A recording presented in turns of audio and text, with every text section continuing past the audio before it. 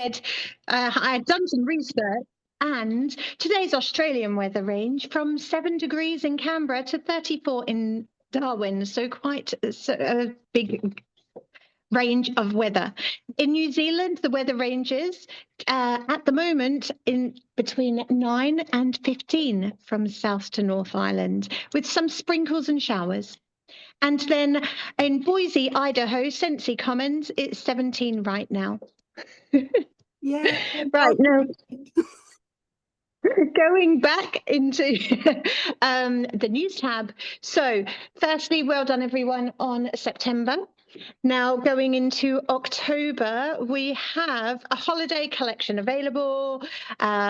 Consultant planning guide is obviously there. That's there every month for you to have a look at. We have 6 curated bundles at the moment. I'm not going to go through them all because we want to start shortening the calls. So there's 6 curated bundles that I want you to have a look at. And if you haven't seen the news tab yet, you must. And also it's on your workstation, on your website there as well. You've also got showing the November scent of the month, and everything's going to being shown. And I've been told that the scent cocoa and cashmere is very, very good. October scent of the month have s'more pumpkin. Whiff box. Now there's exclusive in there, so don't forget to have a look at and share it around because it does look awesome. And who doesn't like a snowman or sandman? Bring Back My Buddy winner will be announced this month. Friends collection will be returning. Lord of the Rings collection will be returning. We will have holiday bricks, and then joining. Right. Joining, there's several ways to join, depending on which kit you'd like. But also there's a race to lead, which has amazing way to actually earn extra bonuses just in time for Christmas. And you can double the bonus. So have a look at the details, because if you are consistent and you have a look at the details, it will actually show you what the bonus will be going into the next month as well. We have updated clearance, and with that, we have 209 clearance wax bars on sale. So you need to be out there promoting those. So thank you, Patty, for that. And now we've been wonderstruck. We are now over to Patty in the studio. Oh, thank you, Kelly Grant. That was awesome. Love the weather report. You might have to keep that. I won't waste any of time because the amazing somebody guessed who the guest was today, because I said I could listen to her talk all day. And I said her. When I say him, it's Orville, and when I say her, it's Deb. So Dr. Deb Bowden is here, and I don't know what she's going to instill upon us today, but it's always magical. So welcome, Deb. Thank you so much for doing this and staying up late. I really appreciate it. Thank you so much for having me. And I guess now you can say you could listen to me all day and all night, Patty, right? Because that qualifies. It is great to be with all of you for so many reasons. A special place of my heart lives in Australia and New Zealand, having been able to attend SFR there on occasion. That was a wonderful time. It's where I first met Patty. In fact, walking across the walkway, I believe we had a lovely visit. One of our first times getting to chat. Yeah, so you and Chloe, my stepdaughter, Chloe, and you were very close that trip too. I have pictures of you two walking. That's right. We were chatting. It was a great time, and I was thrilled for the invitation to rejoin you. For those of you whom I haven't had a chance to meet, my title at Scentsy, for what that's worth, is Chief Consultant Development Officer, which means that I work with consultant training and development, and I work with our copy team and our translations team on getting you the information that you need to help you be successful. I also love the introduction, Kelly, because I have to tell you, my first career was in television news. So when you just launched into the weather report and things, I thought, this is a perfect fit. I love this. Should just toss over to me. I prepared a few slides if that's okay. So I'm just going to share my PowerPoint screen, and I'm not going to maximize the slides because I want to be able to see the chat as we go along, if that's okay. When Patty extended the invitation, she said, I would love it if you could talk about mindset and grit. And these are two of my very favorite topics on multiple fronts. I enjoy talking about them, which is what we're going to do for the little bit. I also with this lifelong learner people. And so this is one of my favorite study areas as well, because I think that mindset and grit makes such a difference in how we see things, how we achieve things, and so on. So I was super excited about this opportunity. I wanted to start, though, by calling out just some reality, if you will. Things have been hard lately. Things have been hard in industry. Our industry's been challenged globally. I know particularly in Australia, New Zealand, with some big companies saying, yeah, we just can't do this anymore and sustain this. We've had a lot of changes within Scentsy that's caused some people to question whether they should say, some people to actually go. And all of that can be unsettling and produce a little bit of stress. But I wanted to start with some kind of reassurance, if you will, that stress is okay as it's just the right amount. So this little model is called the Yerkes-Dodson curve, and it was designed out of a concept from a 1908, really old research paper by Dr. Yerkes and Dr. Dodson, who were looking at stress and determined that stress really follows this curve. So let's just talk through the model first, and then I want to break it down more specifically. So we start at the left-hand side, and you see that vertical axis is performance, that we do poorly to we do better. And then across the bottom is the amount of stress. So it says, okay, if I'm having too little stress, I don't do as well. And then there's a point where stress increases and I actually do better, but then there's a tipping point on it. You can take a closer look at that as we talk through. I hesitated sharing a little bit about their study because I'm always careful telling animal stories when I talk with Patty. So I'll be super careful about this one. So in this study, they studied mice and they wanted to see, okay, if we introduce a little electrical current, no mice were killed, Patty, just I know. So they did this little experiment, and what they found is that the mice could really discriminate between these, and that they learned the fastest when they're in the middle of the curve, not at the top. And so let's just quickly transition to the human impact. The conclusion of the study was that for any given task, there's this optimal level of stress. You could call it attention or interest, maybe, or brain engagement that maximizes our learning and performance. And in the modern context, you hear people talk about this when they talk about psychology, when we see place performance, when we see studies about test anxiety. This curve explains why we see the results that we do. And the bottom line here is that a moderate amount of pressure helps improve our focus and our performance. And too much stress, pressure, harms our performance. So how do we find the sweet spot? Let's look at it first from working with a customer. And you can see this in your daily interactions. If I never engage with a customer, I never check in, never send an email, never do anything, that customer is going to drift off, right? And if every day I'm checking in and every day I'm sending something and suggesting something and asking a question and something, that is much pressure here on the other side of the curve. So there's a sweet spot for that. From a consultant perspective, it is all right, how do I feel just a little bit of pressure to do better in my business, but keep myself from feeling too much pressure that it holds me back from doing better?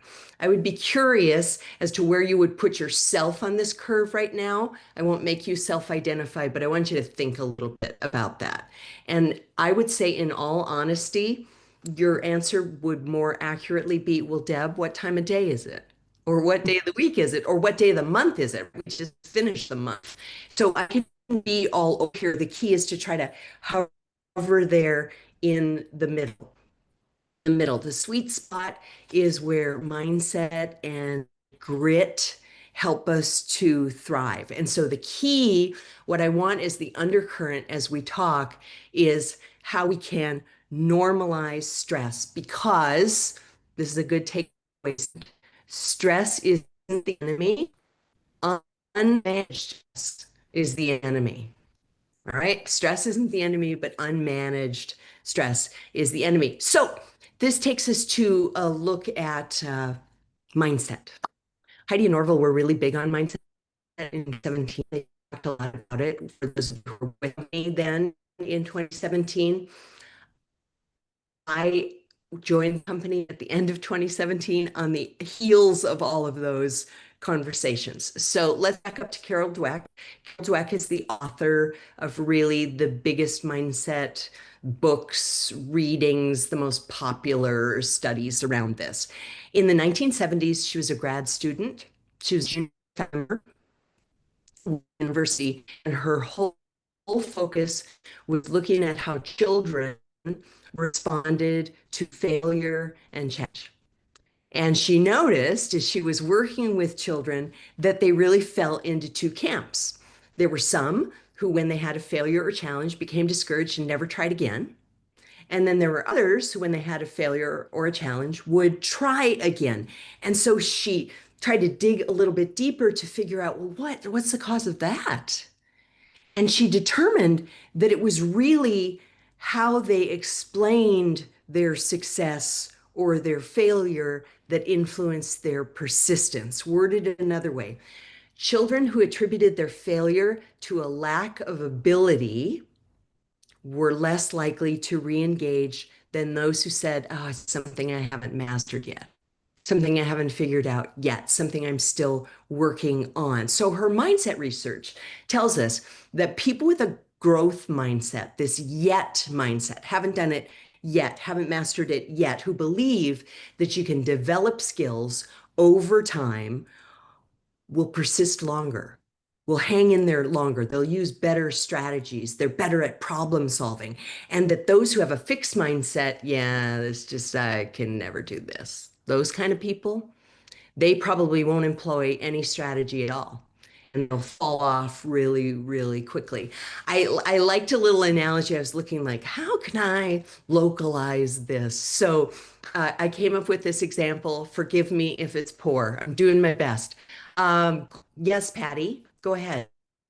We every once in a while when you're talking, it'll cut out a little bit. So I'm not sure if you have a dodgy, because I've asked other people and they're having the same problem as I am here. So it's not consistent. It's just every once in a while you kind of gurgle.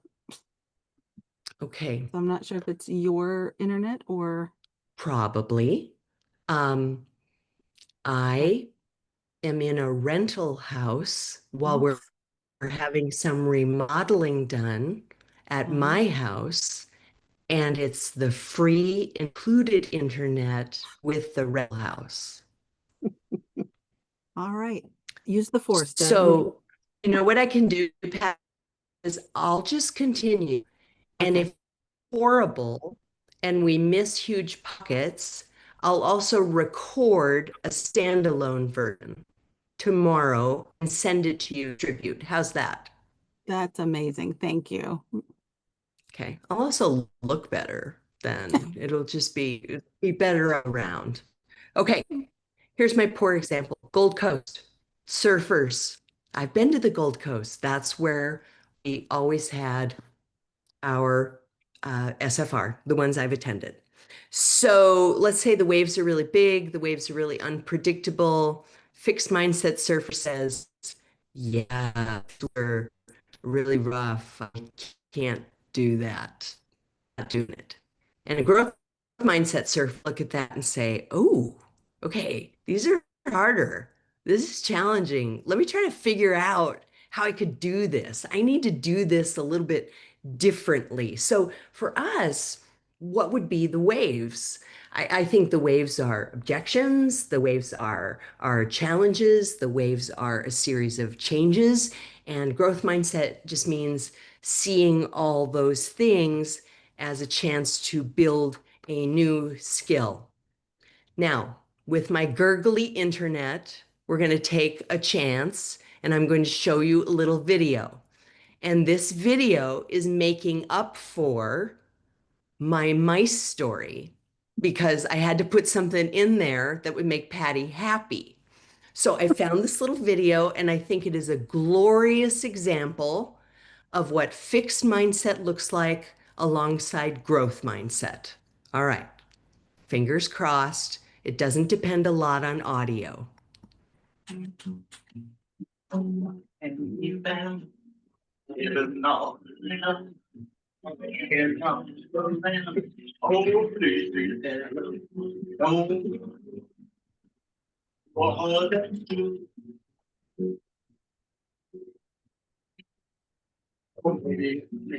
man. Something about that has said.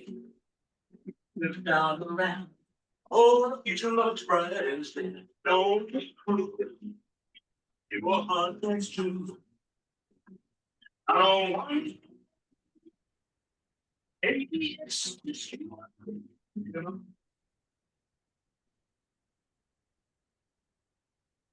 Don't cry and be found, and they're not alone. You can't come and go back. Only telephone. Don't be cruel. Give a heart that's true. I don't want you are, you know. Yeah, Ollie. Take it away, Ollie. You know why can't be found. Even though you don't can come around. Oh. I just had to get to that point, right? It was worth it to get to that point. What I love is the fixed mindset bird just holding up the claw, like, yeah, not for me, not talk to the claw, sing to the claw, dance to the claw.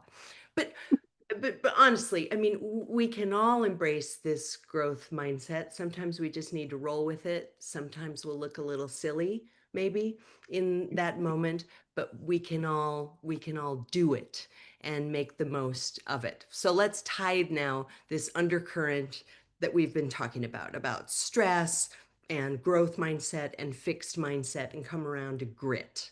All right. Angela Duckworth defines grit as perseverance and passion over time for long-term goals. She was also a teacher before she became known for writing grit and speaking, doing all these TED Talks and things. And she was looking at middle school students and trying to figure out what made the difference in math success. Was it IQ? Was it how much time they spent doing homework and all of these things?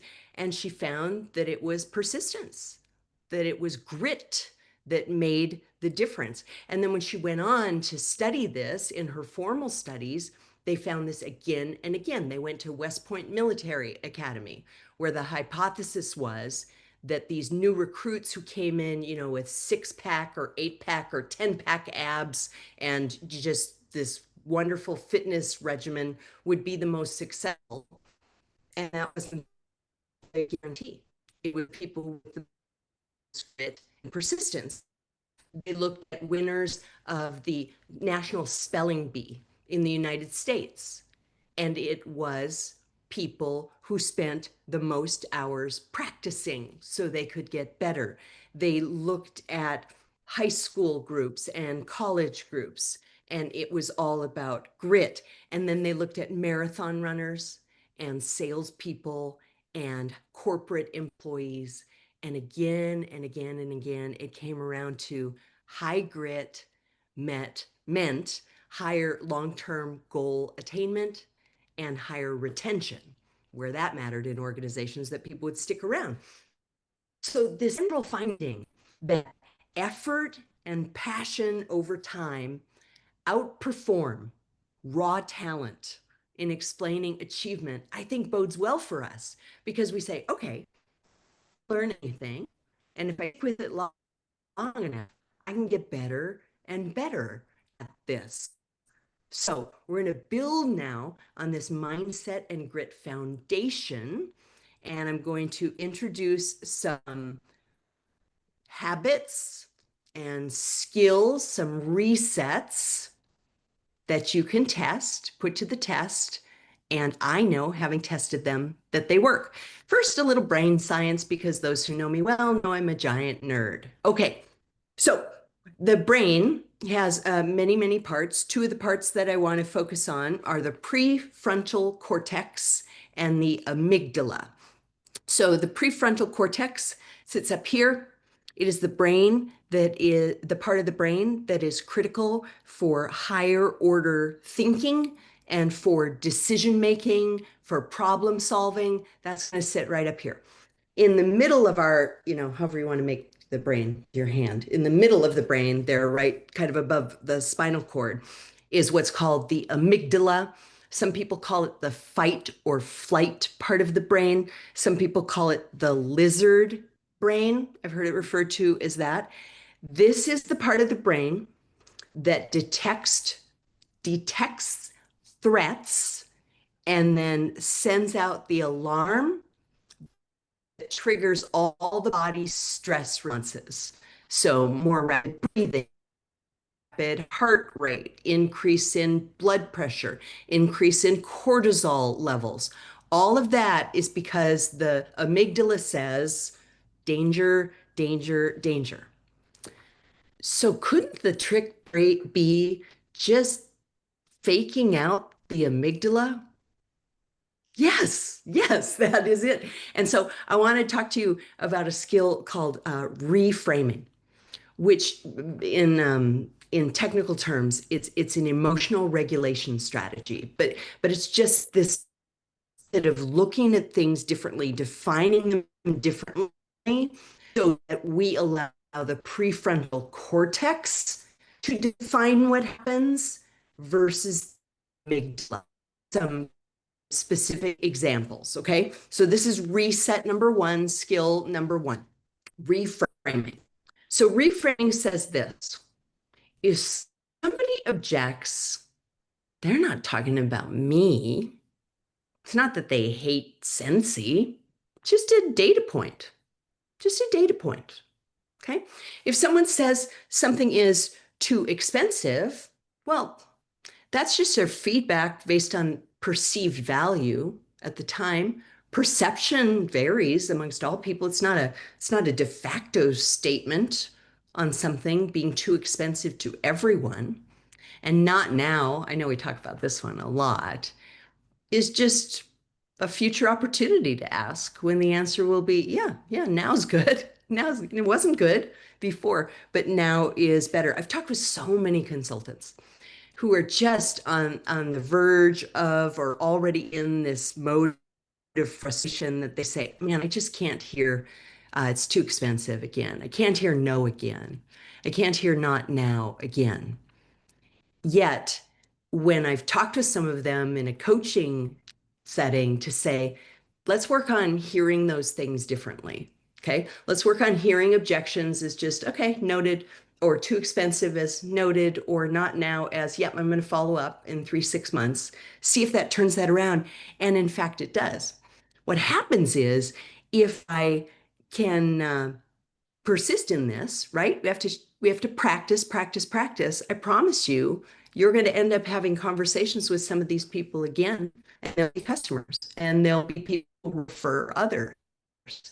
And it's just because I didn't allow my brain to shut down that interaction. That is consistency and grit in action. Here are a few other examples.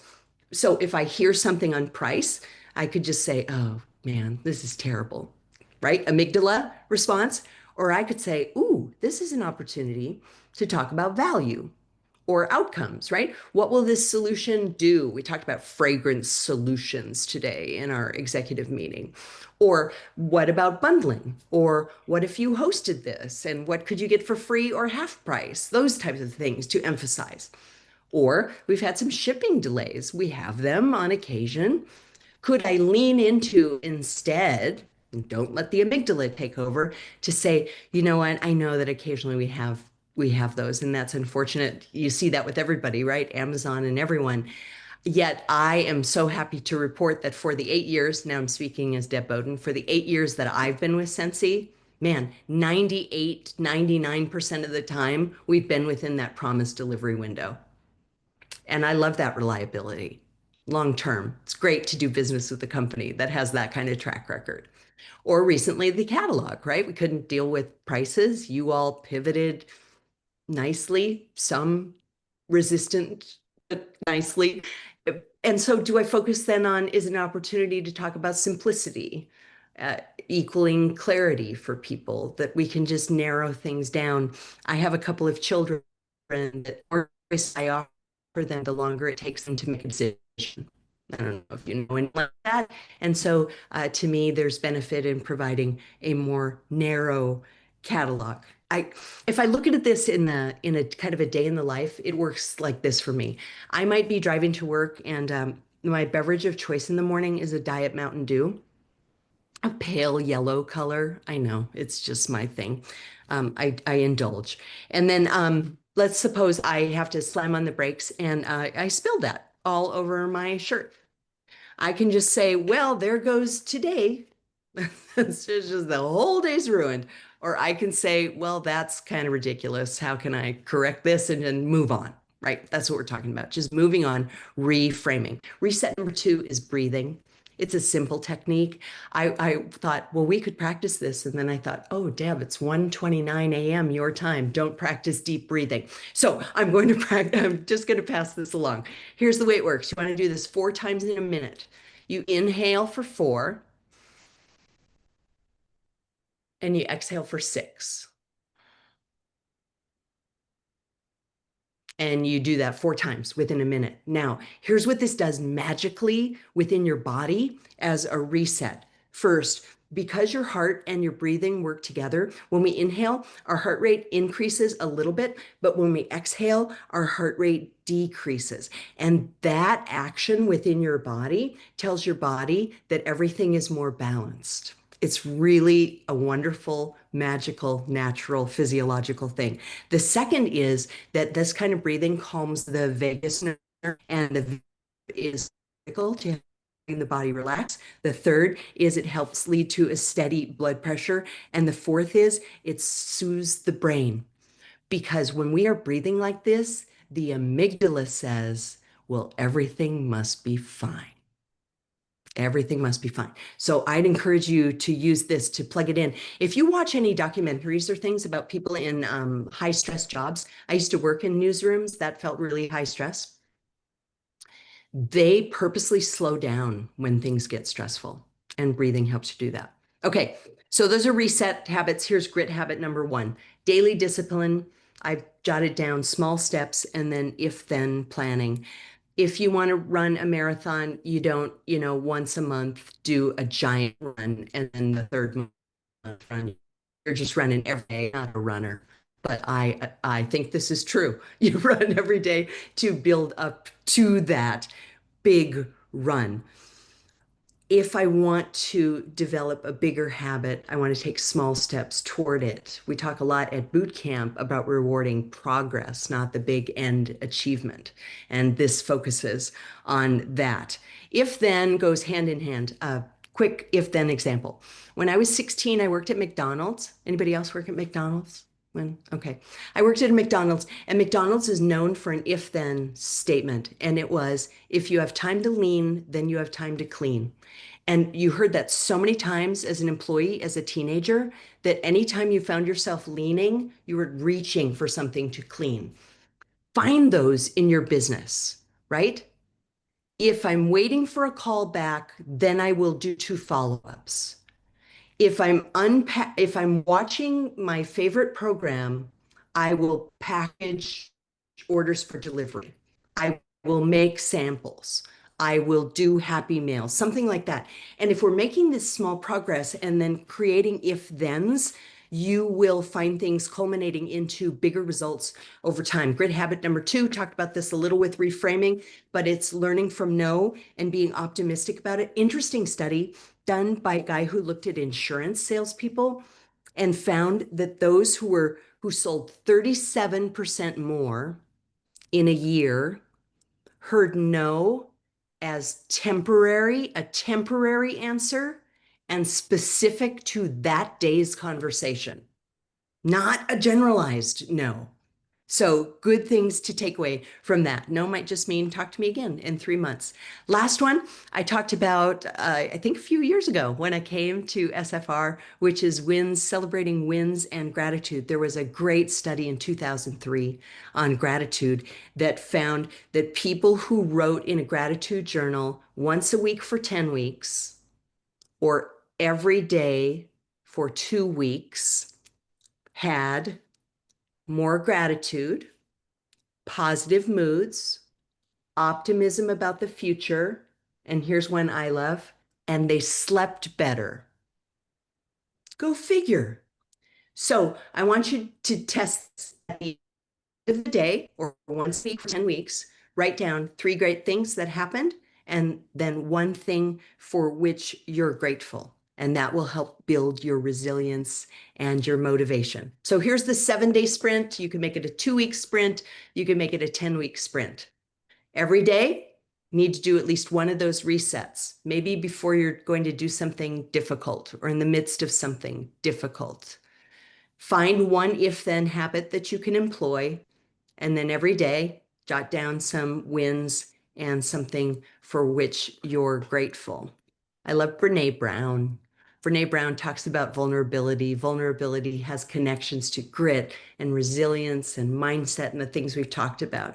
And she reinforces, and Heidi's talked about this too, that we grow from failure when we face discomfort, not we gloss. And facing discomfort is what grit and mindset are all about. We just set that mindset that we can overcome it. It's real, right? The stress is there. We're going to get that to that level that we can maximize it. And then we're going to push through. We're going to show up. We're going to stay consistent. And then ultimately build a future that you can really be proud of because that potential exists in our business. And that is my gurgly, internet interrupted presentation on mindset and grit, Patty.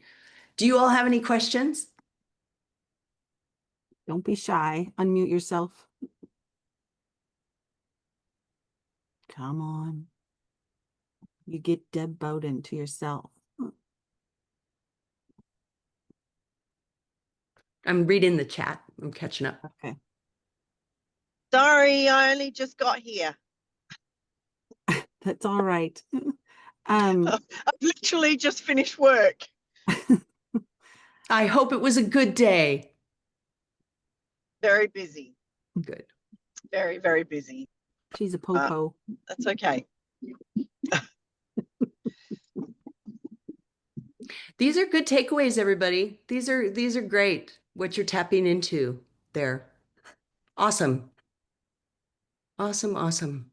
I think when you got gurgly, I realized that anytime I let someone in, it got gurgly. And then during the video, it wasn't bad, but Okay. it was more. But yeah, I wonder if it was just weird little things, but it wasn't bad. Okay. Well, I know my connection is poor, so I don't, I get what I pay for, Patty, and it's free. And it's free. So that's what I'm getting. What helped? I would like to say that, Paddy, it was a little bit gurgly, but we don't want to say it was okay because we still want Deb to do another one because I love hearing her talk as well. Okay. Well, I can certainly, I'll do just an offline copy for you, a clean copy, okay?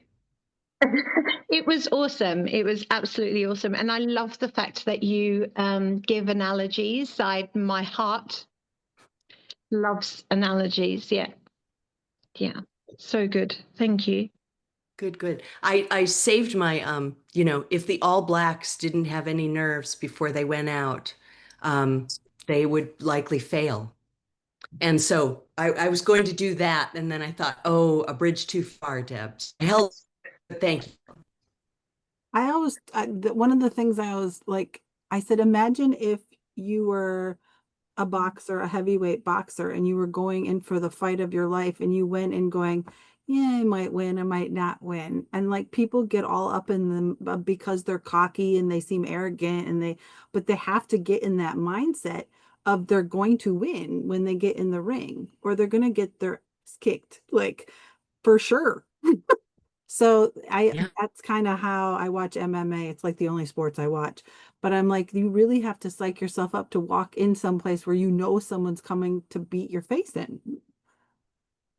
Like, and Right. I love that what you said about it was the conversation specific to that day's conversation.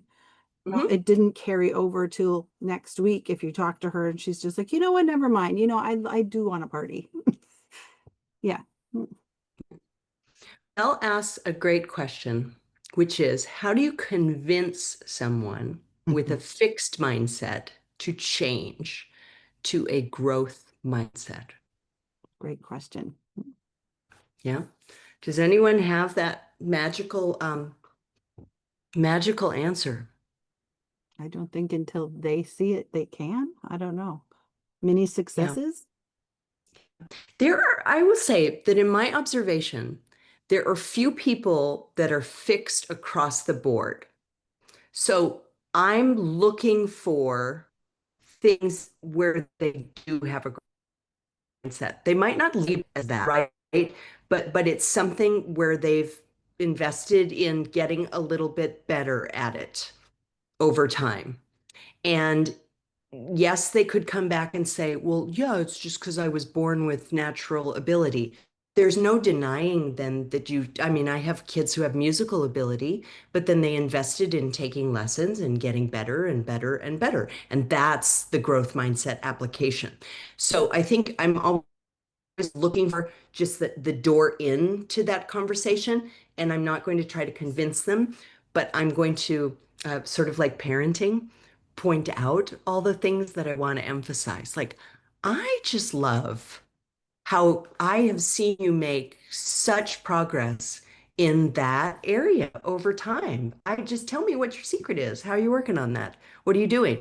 Right. And so it's finding those things and Kimmy, as you say, leading by example, right? Leading by example goes a long way. Sometimes you don't see it right away. I was joking with someone today. I said, I keep a very clean and meticulous house. My daughter did not, and cycle has not yet worked. But I'm holding out hope that that example will yield fruits. Just because something they tried doesn't work the first time, they need to retry because of different times. Exactly, right? Same for us. It's that conversation is just for today, and time and circumstance change all the time. Something that you may have struggled with years ago, all of a sudden you have new perspective, new life experience that puts you in a great position to take another run at that. See, find their growth mindset possible. Keep on helping them grow. Yeah. Excellent. Excellent. Yeah, it would never work to say, you know what, you're just stuck in this mindset and you need to fix that. Don't be responsive. I love your kind and gentle approach here in the comments. It's a secret. I think the other thing is, from my experience, when people used to ask me what I did in New Zealand, I said I teach people how to believe in themselves again. Because I felt like something happens during childhood, definitely more in Region 3 from my experience, where at some point, some spirit is crushed and they are told, get your head out of the clouds. I mean, my grandpa said that to me all the time.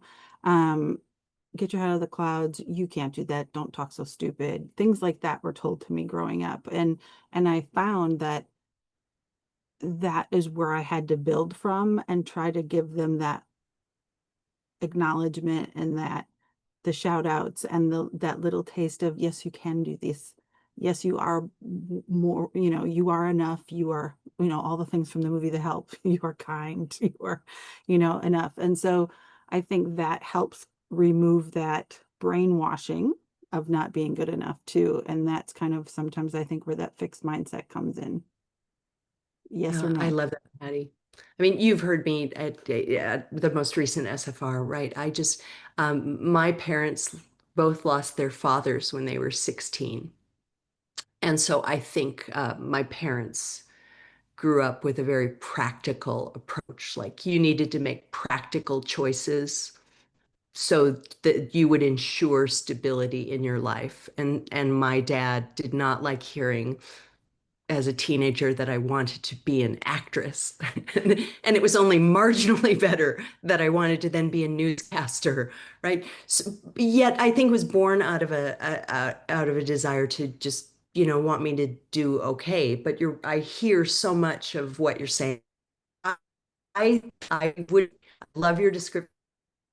I have on the wall on above my desk that my job is to help people find and then unleash their greatness. Oh, Because I think all of us have inherent greatness. It's different. All of us don't all have the same talents and things, but it's just this opportunity we have as leaders to help people find that, as Patty said, and then, unleash it, coax it out.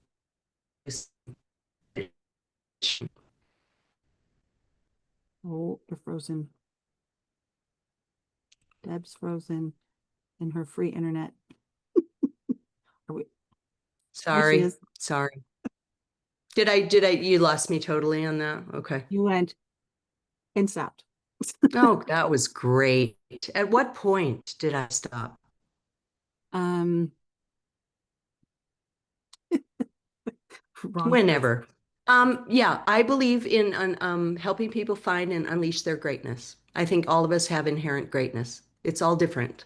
And that's a great opportunity for us in this business, as leaders in this business, and just as humans, right? To just see that in other people. I worked with Dr. Stephen Covey for a couple decades. He is the Seven Habits guy. Some of you may know that book. It's a really old book. But he used to say that leadership is about seeing potential in other people so clearly that they can begin to see it in themselves. And that's our great opportunity. Thanks, Sarah, for that insight. Thank you. Yeah, it can be really gray. It can be gray. I have to tell you guys a funny story. I think it was the first year, was it 2018? When did you start at Scentsy? November 17, right after Thanksgiving, US Thanksgiving. So then 2018 was a global SFR, and I went to leadership, and I walked into the auditorium for leaders, and on our tables, and I remember walking in with Region 3 people, and I just about wet my pants because there was an actual book, which makes me happy, but it said Franklin Covey on it. And I squealed because I've been in direct sales since 1995-ish, and poured and poured. I bought all the planners from Franklin Covey. I had all the posters from like it's a big thing. And so when you got on stage and I found out that's where you came from, I was like, oh, it's like meeting Jesus. Yeah. Yeah. My first day on the job, Jason found every Franklin Covey thing he could and he pasted it all over his office so that I would like him. That doesn't sound like Jason at all. At all. Not at all. Does anybody else have anything else you want to talk to Deb about?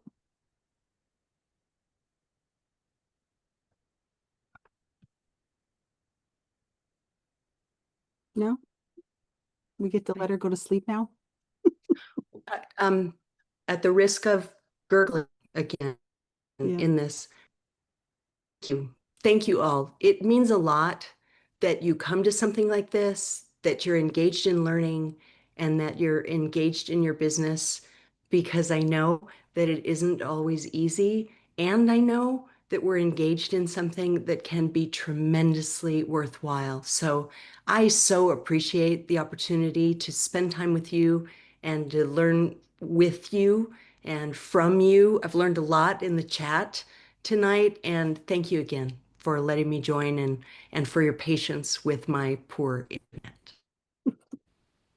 Thank you so much, Deb. It was amazing, as always.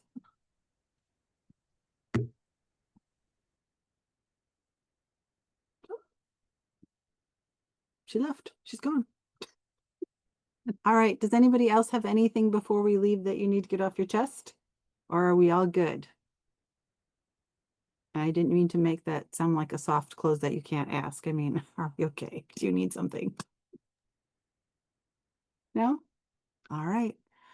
All right, everybody. So the next one is on the 15th. So always the 2nd and the 15th. And my SSD, Jacqueline Roy, is going to be sharing things. She's amazing. There's not a single person I don't think that doesn't love her. She's not Melissa Gratz, but she's like a squishier version. And I will have just had a hip replacement that day. And so the doctor says I should be okay and not too high or in pain to come. So if you see me, if you don't, Kelly's got this.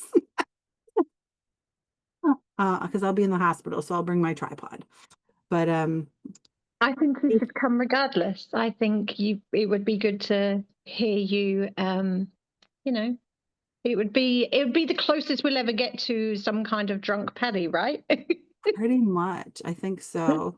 I was trying to think of something I could do with the nurses to like do live on the Zoom, like with Sense or something. I've been trying to think of something. So stay tuned. I am making goodie bags for everybody, so we'll see. But otherwise, thank you very much. I'm so excited for my surgery. If anybody saw me while you were in Orlando, I was limping and limping and limping. Or on the trips, limping, limping, limping. So good night, everybody. Have a great rest of your evening. Thank you for jumping on, those of you who can. I will actually probably stay up and put the replay on YouTube and then share the link because it takes me a while to come back down after I do one of these. So, oh my gosh, I asked Rachel, every time I have a surgery, I ask them if they can video it so I can watch it later because that's the kind of girl I am. And I've never said anybody said yes because I betcha they don't want to be caught in anything. And I'm like, but I just want to see. I find all that stuff just fascinating. So stop recording because we don't